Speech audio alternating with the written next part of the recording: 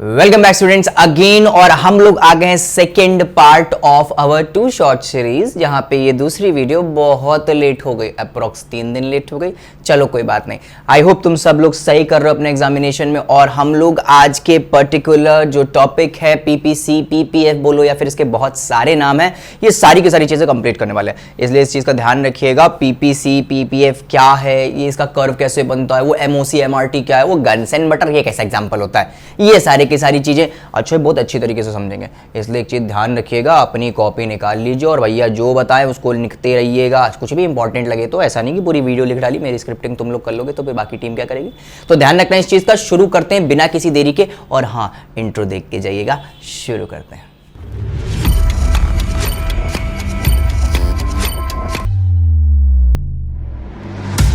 तू होता कौन है कहने वाला, कहते कौन बातें तेरी सुनने वाला। मुझको ना लेना देना इससे, जितने नकली बैठे घर पे सबको एक साथ किया डिसमिस।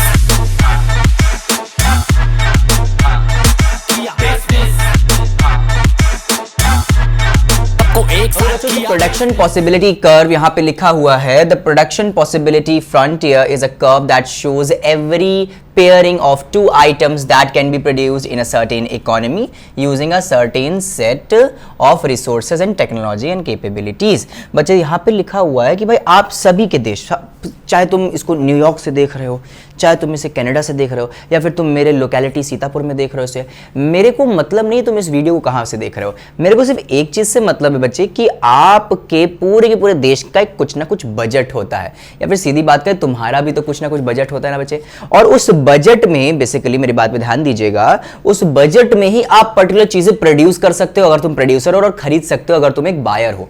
तो ध्यान रखना इस चीज का। यहीं पे प्रोडक्शन पॉसिबिलिटीज, सीधी बात की जाए कि एक प्रोड्यूसर के लिए गिवन बजट के अंदर क्या क्या प्रोड्यूस करने की पॉसिबिलिटी है, इसे ही प्रोडक्शन पॉसिबिलिटी फ्रंटियर, या फिर जब मैं इसका ग्राफ रिप्रेजेंट करता हूं तो प्रोडक्शन पॉसिबिलिटी कर्व कहा जाता है। मैं सीधी बात बोलूं तो आपकी जेब में जितना पैसा है उसके बिहाव पे आप दो पर्टिकुलर कमोडिटीज के क्या क्या कॉम्बिनेशंस ले सकते हो, खरीद सकते हो या प्रोड्यूस कर सकते हो, इसी को प्रोडक्शन पॉसिबिलिटी कर्व कहा जाता है। नहीं समझ आया तो आगे और अच्छी तरीके से एक्सप्लेन किया है। चलो आगे बढ़ते हैं।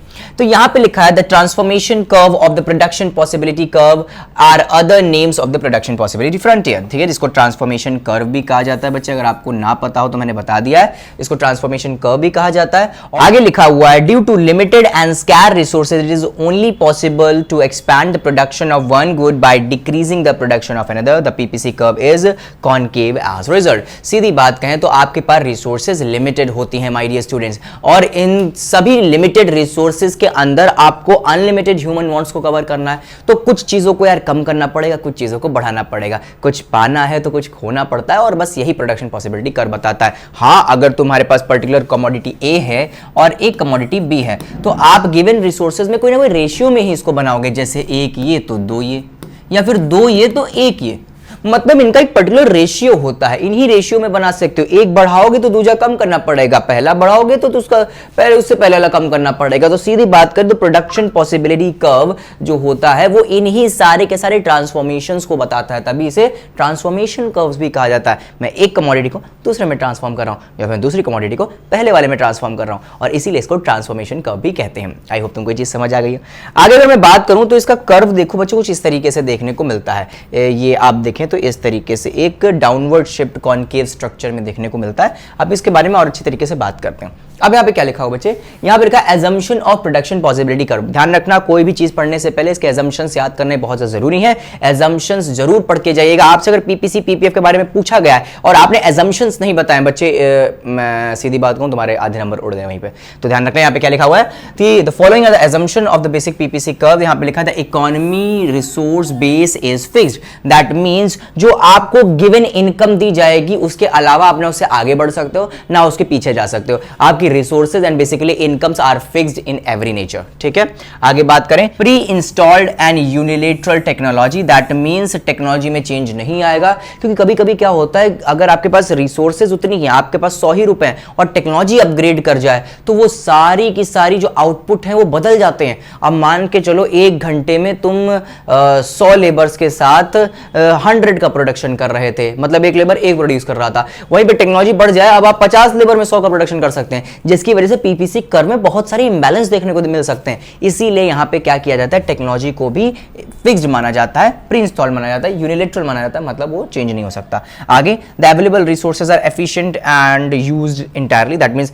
100% आप रिसोर्सेज का यूज कर रहे हैं, जो प्रैक्टिकली नहीं, बेसिकली प्रैक्टिकली पॉसिबल नहीं है बच्चों, लेकिन आपको यहाँ पे मानना पड़ेगा, वरना आप इन सारी कर्व्स की पढ़ाई नहीं कभी कर पाओगे। आगे तुमको चीज समझ आ गई। आगे बात करते बच्चे, all resources are not equally efficient in the creation of all things. That means अगर आप पर्टिकुलर ए बंदा है और एक बी बंदा है, या फिर एक प्रोडक्ट है और दूसरा बी प्रोडक्ट है, अगर आप 10 लेबर से ए प्रोडक्ट बनाते हो तो 20 बनाते हैं वो, और अगर इन्हीं 10 लेबर्स को अगर बी प्रोडक्ट बनाने को बोलते हो तो वो सिर्फ 5 बना पाते हैं। तो यहां पे ये चीज बताई गई है कि हर इंसान हर चीज में निपुण नहीं होता। अगर एक रिसोर्स या एक फैक्टर ऑफ प्रोडक्शन या फिर सीधा बोलते एक लेबर एक पर्टिकुलर प्रोडक्ट को अच्छी तरीके से बना रहा है, दैट डजंट मीन कि वो दूसरा प्रोडक्ट भी अच्छा बना पाएगा। मैं टीचिंग कर लेता हूं थोड़ी बहुत, लेकिन इसका मतलब ये नहीं कि मैं ऑपरेशन करने लगूं। तो सीधी बात कहें, तुम स्टूडेंट हो कॉमर्स के, तुमसे कहा जाए कि फिजिक्स की एक इक्वेशन सॉल्व कर दो, यू कांट। तो सीधी बात कहें, एक इंसान सिर्फ एक चीज़ में निपुण हो सकता है, हर चीज़ में, या फिर 2 में हो जाएगा, 3 में हो जाएगा, हर चीज़ में निपुण होना बच्चे से कोई गारंटी नहीं देता। इसलिए यहाँ पे चीज़ लिखी हुई है, all resource are not equally efficient in the creation of all things. हर रिसोर्स हर चीज़ नहीं बना सकती। अगर आप हर चीज़ करने की कोशिश करोगे तो आप कुछ नहीं कर पाओगे। आई गेस तुमको चीज़ समझ आ गई है, ठीक है। तो इतना होने के बाद अब हम लोग आगे बढ़ते हैं प्रोडक्शन पॉसिबिलिटी के कर्व को। इस प्रोडक्शन पॉसिबिलिटी के कर्व को समझने के लिए आपको एमओसी और एमआरटी समझना पड़ेगा। What the hell is MOC and what the hell is MRT. आइए चलिए एक एक करके देख लेते हैं एमओसी और एमआरटी। तो बच्चों ध्यान दीजिएगा, यहाँ पे हम लोगों के पास एक पूरा का पूरा स्केड्यूल है किसका, एमओसी एमआरटी। इसी के साथ हम लोग इसका कर्व देखेंगे। यहाँ पे हमारे पास A B C D E basically outputs हैं, बेसिकली कॉम्बिनेशन है। पहला कॉम्बिनेशन क्या बताता है कि अगर कोई देश या अगर कोई प्रोड्यूसर 21 गन्स बनाता है तो वो बटर 0 बना पाएगा, उसके बाद उसकी जो रिसोर्सेज हैं वो खत्म हो जाएंगी।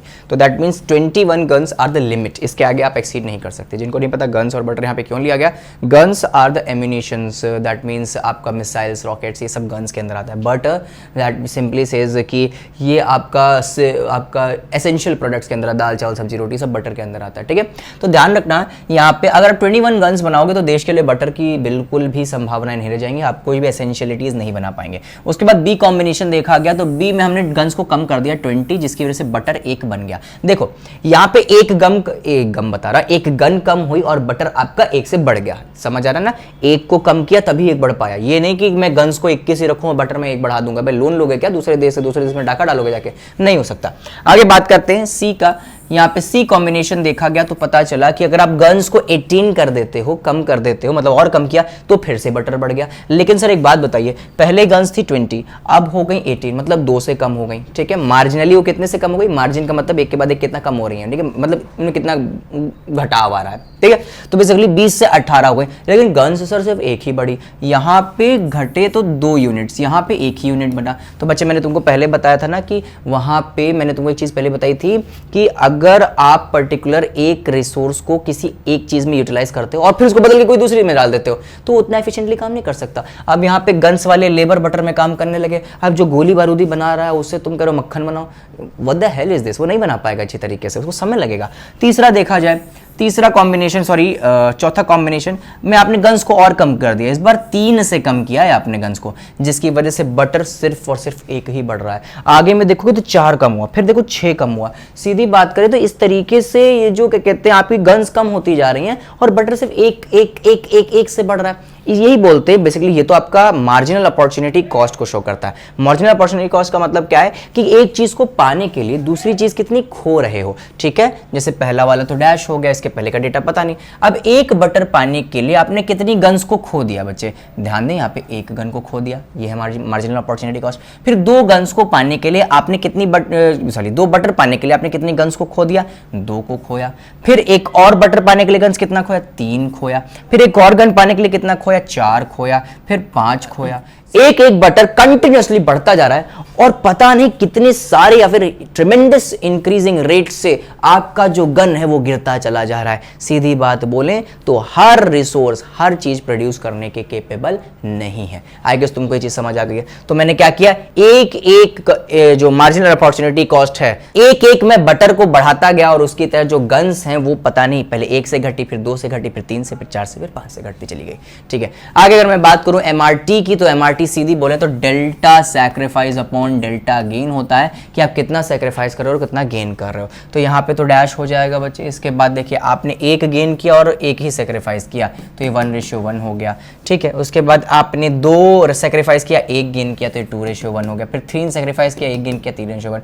फिर आपने 4 सैक्रिफाइस किया, एक गेन किया, 4:1। फिर 5 सैक्रिफाइस किया, एक गेन किया, तो 5:1। और इसको एमआरटी कहते हैं। ये एक रेशियो दिखाता है कि भाई गेन का रेशियो कम है और सैक्रिफाइस का रेशियो ज़्यादा है। आप खो ज़्यादा रहे हो और आपको गेन कम हो रहा है। ठीक है, इस चीज़ का ध्यान रखिएगा। इसलिए मेरे हिसाब से एक इकोनॉमी को अच्छी तरीके से रन करने के लिए बी स्ट्रक्चर इज़ नेसेसरी। आपको इस तरीके से क्या कहते हैं अपना वो बनाना चाहिए, दैट मीन्स स्केड्यूलिंग करनी चाहिए अपने देश की, जहाँ पे आप खोएं भी उतना और जितना गेन हो जाए। 1:1 का अनुपात सबसे अच्छा माना जाता है। I guess this is particular thing is called MRT and MOC।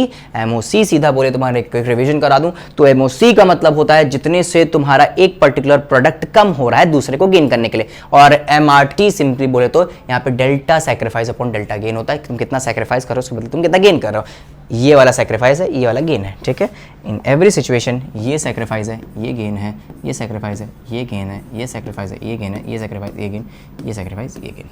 ठीक है, दैट्स इट अबाउट इट।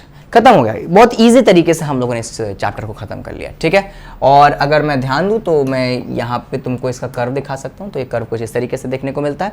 ठीक है, कि आप हर पॉसिबल कॉम्बिनेशन जो आप प्लॉट करोगे तो एक कॉन्केव स्टाइल कर्व बनेगा, जिसको हम लोग PPC बोलते हैं, प्रोडक्शन पॉसिबिलिटी कर्व। के इतनी सारी पॉसिबिलिटीज़ हैं। और एक चीज़ हमेशा याद रखिएगा, इन सारे कर्व्स के बीच का जो गैप होता है बच्चे वो MRT होता है, marginal rate of transformation, MRT। ठीक है, क्योंकि इन्हीं की वजह से एक गुड दूसरे गुड में ट्रांसफॉर्म हो रहा है। That's it about it. Okay, तो यहाँ पे A is efficient, B is efficient और बाकी सारे इनएफिशिएंट। और हाँ देना, इसके बाहर कोई नहीं जा सकता। आप इसके अंदर बना सकते हो कोई भी कर्व, लेकिन आपकी प्रोडक्शन पॉसिबिलिटीज़ इसके बाहर नहीं आती। ये बाउंड्रीज़ हैं, इसके अलावा तो उसके बाहर तो आपके बजट के बाहर हो जाएगा ना। मैंने जैसे कहा था कि आप 21 गन्स के साथ एक बटर नहीं बना सकते हो, क्योंकि बजट के बाहर चला जाएगा। ठीक है, तो अगर आप 21 गन्स के साथ एक बटर बनाने की कोशिश करते हो ना, तो ये यहाँ पर चला जाएगा, इस कर्व के बाहर रिलाई करेगा इसका कोऑर्डिनेट, जो ही इम्पॉसिबल टास्क होता है। आई गेस तुमको ये चीज़ समझ आ गई है। और इसके बाद हमारा पूरा का पूरा चैप्टर बच्चों खत्म हो जाता है प्रोडक्शन पॉसिबिलिटी कर्व का, सीधा बोले चैप्टर 1। इतना इजी नहीं है। तुमको कुछ शॉर्ट ट्रिक्स बता दूं तो यहाँ पे PPC से रिलेटेड क्वेश्चन जरूर आएगा, PPF एक्सप्लेन करने के लिए जरूर आएगा। आपको कभी भी नहीं बताया जाएगा कि ग्राफ्स आपको बनाने, आपको हमेशा और हमेशा ये चीज़ ध्यान रखनी है कि आप स्केड्यूल और ग्राफ बना के हैं। जब भी अगर आपसे प्रोडक्शन पॉसिबिलिटी कर्व के बारे में पूछा जाए या फिर प्रोडक्शन पॉसिबिलिटी फ्रंटियर के बारे में पूछा जाए, अगर आप देखें तो माइक्रो इकोनॉमिक्स और मैक्रो इकोनॉमिक्स से जो पर्टिकुलर टास्क हैं वो जरूर आते हैं। और अगर देखा जाए तो जो टीचर्स का चहीता पार्ट है, that means your how to produce, for whom to produce and जो भी प्रोड्यूस है, that mean 3 central problems of the economy, ये सारी की सारी चीज़ें आपको देखना बहुत ज़्यादा ज़रूरी है। और यही कुल 3 से 4 क्वेश्चन बनते हैं जो इस चैप्टर को खास बनाते हैं in terms of annual also. तो बस इन 3 से 4 टॉपिक्स पे आपको ध्यान देना है। बाकी को आप अगर रफ रीड कर लोगे तब भी हो जाएगा, जस्ट रीड करिएगा। और अब हमारी 2 शॉर्ट सीरीज़ के अगले चैप्टर नंबर 2 के लिए आप रेडी रहिएगा। तब तक मैं मिलता हूँ आपसे। Signing off, have a nice day. तू होता कौन है कहने वाला, कहते कौन बातें तेरी सुनने वाला, मुझको ना लेना देना इससे जितने नकली बैठे घर पे सबको एक साथ किया डिसमिस।